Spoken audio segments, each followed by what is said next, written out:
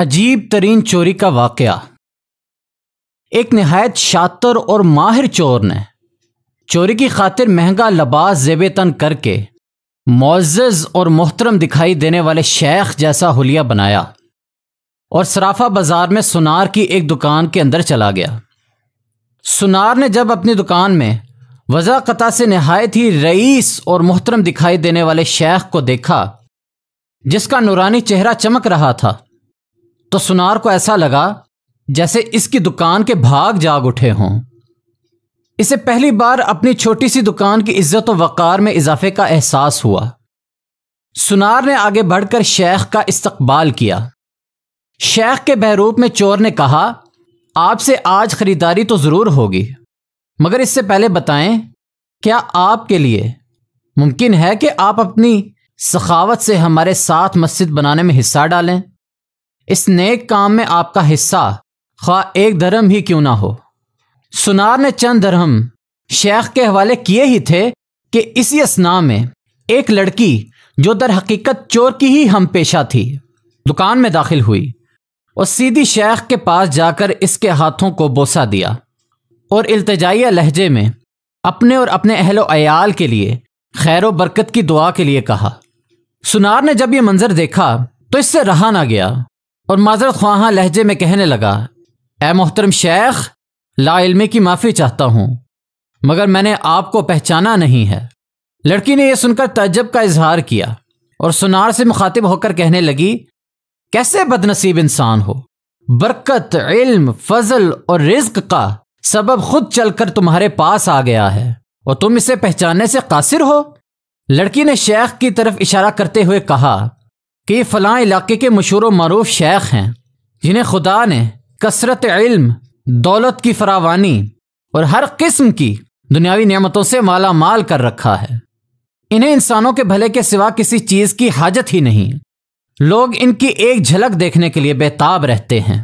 سنار نے شیخ سے معافی مانگتے ہوئے کہا کہ شیخ صاحب، میں معافی کا طلبگار ہوں، میرا سارا وقت اس دکان میں گزرتا ہے اور باہر کی دنیا سے بے خبر رہتا ہوں، اس لیے اپنی جہالت کی وجہ سے آپ جیسی برگزیدہ ہستی کو نہ پہچان پایا۔ شیخ نے سنار سے کہا، کوئی بات نہیں، انسان خطا کا پتلا ہے، غلطی پر نادم ہونے والا شخص خدا کو بہت پسند ہے۔ تم ایسا کرو، ابھی میرا یہ رومال لے لو اور 7 دن اس سے اپنا چہرہ پونچھتے رہنا۔ 7 دنوں کے بعد یہ رومال تمہارے لیے ایسی برکت اور ایسا رزق لے آئے گا جہاں سے تمہیں توقع بھی نہ ہوگی۔ جوہری نے پورے ادب و احترام کے ساتھ رومال لیا، اسے بوسہ دیا، آنکھوں کو لگایا اور اپنا چہرہ پونچھا تو ایسا کرتے ہی وہ بے ہوش ہو کر گر گیا۔ اس کے گرتے ہی شیخ اور اس کی دوست لڑکی نے سنار کی دکان کو لوٹا اور وہاں سے فوراً رفو چکر ہو گئے۔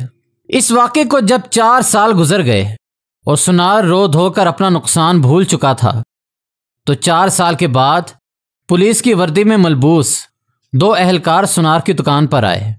ان کے ساتھ وہی چور شیخ تھا جس کو ہتھکڑیاں لگی ہوئی سنار اسے دیکھتے ہی پہچان گیا۔ ایک پولیس والا سنار کے پاس آ کر پوچھنے لگا، کیا آپ اس چور کو جانتے ہیں؟ کیونکہ آپ کی گواہی سے ہی قاضی اسے سزا سنا سکتا ہے۔ سنار نے کہا، کیوں نہیں، اس نے فلاں طریقہ واردات سے مجھے بے ہوش کر کے میری دکان لوٹ لی تھی۔ پولیس والا شیخ کے پاس گیا اور اس کی ہتھکڑی کو کھولتے ہوئے کہنے لگا، تم نے جس طرح دکان لوٹنے کا جرم کیا تھا ٹھیک اسی طرح وہ ساری کارروائی دہراؤ تاکہ ہم طریقہ واردات کو دیکھ کر گواہ سمیت قاضی کے سامنے پیش کر کے تم پر فرد جرم عائد کروا سکیں۔ شیخ نے بتایا کہ میں اسی طرح داخل ہوا اور یہ کہا اور میری مددگار لڑکی آئی، اس نے فلاں بات کی، پھر میں نے رومال نکال کر دکاندار کو دیا۔ پولیس والے نے جیب سے ایک رومال نکال کر شیخ کو تھمایا۔ شیخ نے سنار کے پاس جا کر اسی طریقے سے اسے رومال پیش کیا تو پولیس والا سنار سے کہنے لگا، جناب آپ بالکل ٹھیک اسی طریقے سے رومال کو چہرے پر پھیریں جیسے اس دن پھیرا تھا۔ سنار نے ایسا ہی کیا اور پھر سے بے ہوش ہو گیا۔ شیخ نے اپنے دوستوں کی مدد سے دوبارہ دکان لوٹ لی جنہوں نے پولیس والوں کا بھیس بدل رکھا تھا۔ آج ہمارے ملک کا یہی حال ہے۔ ہر 5 سال بعد چور بھیس بدل کر ہمارے پاس آتا ہے۔ نادیدہ قوتیں پھر سب کچھ دہرانے کا کہہ کر الیکشن کرواتی ہے اور چور ووٹ کھیل کر عوام کو پھر سے چونا لگا کر اپنے ساتھیوں سمیت پتلی گلی سے نکل لیتے ہیں۔ ہر دفعہ ایک نیا منظر، نیا لباس، نیا بہروپ، نئی شکل اور نیا حربہ، جس سے عوام دھوکہ کھا کر اعتبار کرتی ہے، اور آخر میں ساتھیوں اور ہمدردوں سمیت نکلتا وہی چور ہے۔